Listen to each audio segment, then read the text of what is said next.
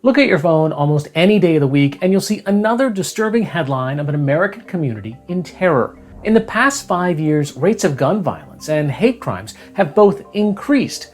These are serious growing problems in our country that deserve our attention. But you might be surprised to hear that America's overall rate of violent crime is actually better than it was 20 years ago. Even though, by the numbers, the violence is not as bad as it used to be, a recent Gallup poll showed most Americans incorrectly believe that violence and crime is on the rise, and worse than ever. So what's skewing our sense of safety?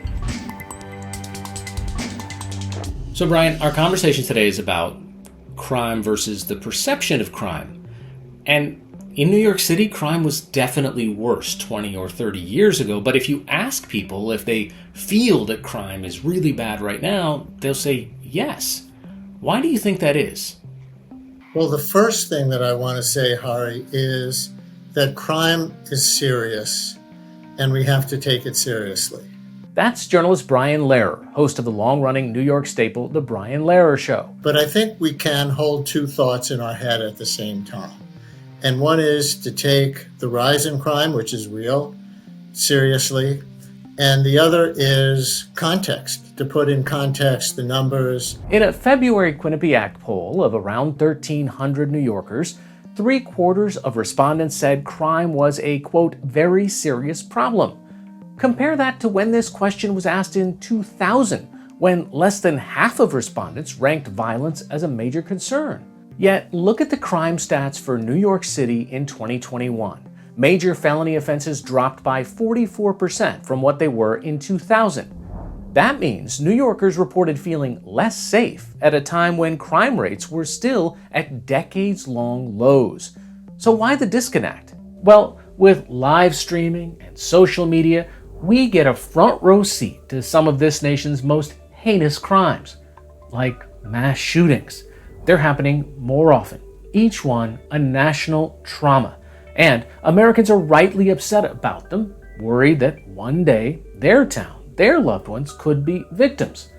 But mass shootings still only make up a tiny fraction of the nation's gun-related deaths. Homicides are also way up, according to the FBI, by nearly a third in 2020. And the large majority, close to 80% of homicides, were gun-related deaths. Meanwhile, the overall rate of violent crime is actually pretty similar to pre-pandemic levels, according to the Pew Research Center.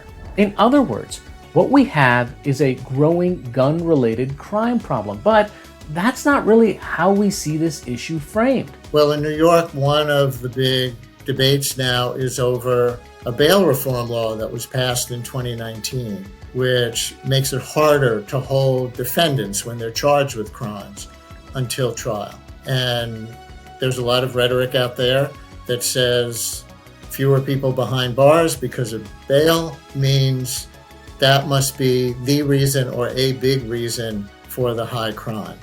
But I don't think anybody's proved it one way or the other. Politicians like to blame progressive policies like criminal justice reform or so-called defunding the police for the perceived uptick in crime. But in a New York Times op-ed, a crime analyst found homicide rates to have increased in 2020 at roughly the same rate in blue and red cities, making it tough to pin the uptick in crime on local policy shifts.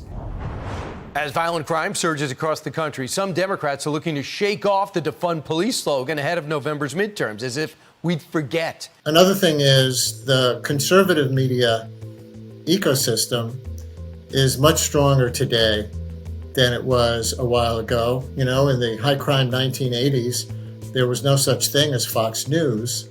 Now we have that very powerful cable outlet and a number of other ones that will, for political reasons or ideological reasons, amplify those crimes. Data collected by Bloomberg shows how coverage of shootings in New York City heavily outweighed the number of incidents.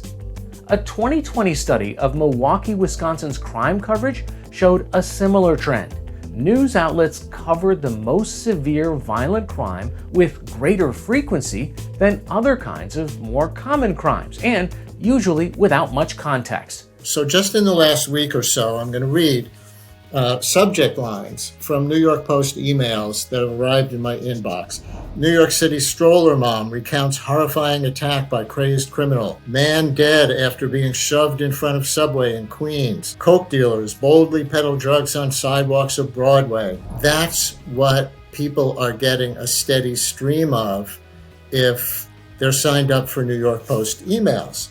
And it makes me think, what are people not getting a steady stream of? They're not getting a steady stream of emails about individuals who are gentrified out of their homes. They're not getting a steady stream of emails about people who are dying of COVID. You know, we have 15 or so people still dying of COVID every day in New York City alone. That's many, many, many more than are being killed, for example. Murdered every day in New York City.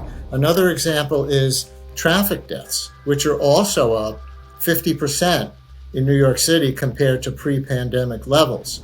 But we're not getting those news alerts that say this person in terrifying, horrific traffic crash was killed or injured. So there's a selective editorial process going on. To be clear, we do have reason to be concerned about crime. Rates of murder and assault did increase in 2020, specifically for poor and historically disadvantaged communities, and guns are a big contributing factor. But it's important to remember our rates of violent crime are still relatively low. But it's coming up from the lows we had hit in 2017, 2018, 2019, then it feels more dangerous. And there's a psychological component to that. The way we perceive risk is really governed by a lot of contextual things in our lives. So, for example, we probably get a little nervous each time we're in an airplane and it takes off and lands because there could be a plane crash. But plane crashes are vanishingly rare in the United States, or commercial airliner crashes anywhere in the world. We probably don't feel that same surge of adrenaline when we get into our own cars. But car crashes are so much more common. We're so much at risk in our own car that we have a sense of comfort in because it's ours and it's familiar to us, than in an airplane where we don't have that same feeling of control because we are mere passengers. That affects our perception of crime too. So what's a news consumer to do? Surely being aware of what's happening in your community is valuable, but how do you follow the coverage while maintaining a firm grasp on reality? To counterbalance some of the scary crime coverage, WNYC created a crime edition of its Breaking News Consumer's Handbook with important tips such as beware of stories dominated by law enforcement sources, and make sure the coverage includes voices from communities disproportionately affected by crime. If the news organizations are only quoting people who are politicians or people who are police sources or maybe people who live in the suburbs or who are whiter, we may be missing some important dynamics. Beware of dehumanizing or passive language, words like perp, felon, gang member, or phrases like officer-involved shooting. Also keep in mind that when it comes to crime rates, the picture is often incomplete.